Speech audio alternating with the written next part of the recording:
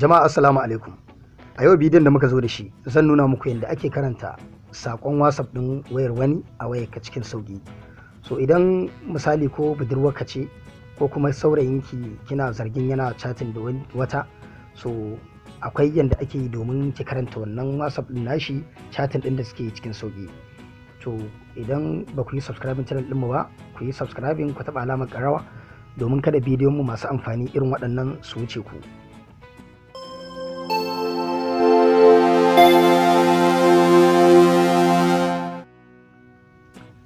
So hanyoyi biyu ne ake amfani da su wajen karanta chatting. So hanya ta farko mun yi bidiyo a baya wanda ake amfani da WhatsApp. za ka yi connecting WhatsApp web a wayar budurwarka, ka yi connecting din wannan WhatsApp din a wayar ka ringa ganin duk chatting dinta. So wannan yawancin mutane sun iya shi. So wannan bidiyon kuma zan nuna yadda ake exporting chatting. To farko abin da za ka yi shine za ka karɓi wayarta kamar minti 1 zuwa 2 sai ka yi exporting din chatting din da kake zargin ana tattauna abin da baka gamsu da shi ba. So farko idan ka karɓi wayarta za ka shiga cikin WhatsApp. So idan ka shiga cikin WhatsApp sai ka je kai tsaye kan chatting din da kake zargin cewa ana yin abin da bai dace ba. Misali in ka shiga cikin chatting din, wannan shine chatting din da kake so ka karanta shi duka kuma baka da lokaci tunda wayar ta ce. So kawai abin da za ka yi sai ka taba ɗigo 3 can sama.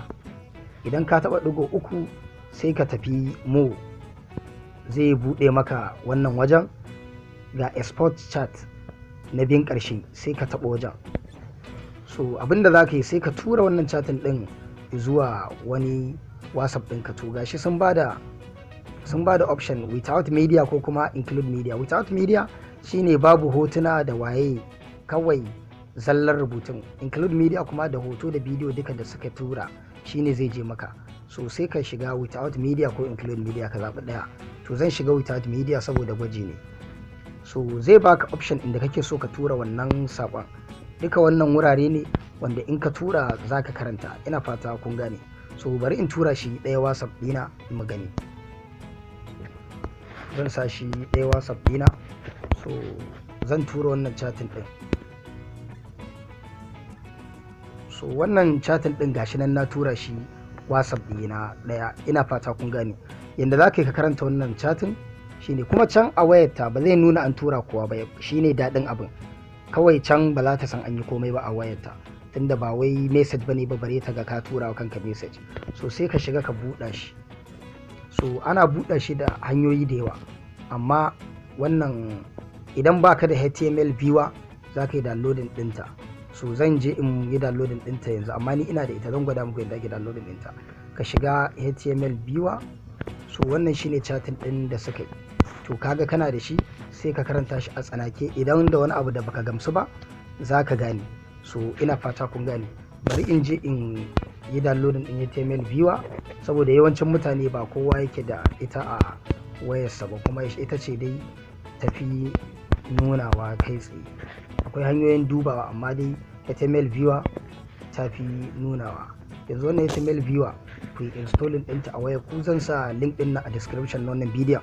Kai tsaye sai ka taɓa link ɗin zai kawo ka yi installing ɗinta. So in kai installing ɗinta za ka karanta da ita lafiya lau. So kala ce HTML viewer, amma duk wacce kai amfani da ita ta yi. So ni kuma zan sa muku link na wannan HTML viewer saboda na fi yarda da ita. Ina fata kun gane. Ina fata kun ji daɗin wannan bidiyon. Sannan idan kana da wani complaint ko wata tambaya za ku iya a ɓangaren comment, mu kuma za mu ba ku amsa cikin gaggawa. Sai an jima.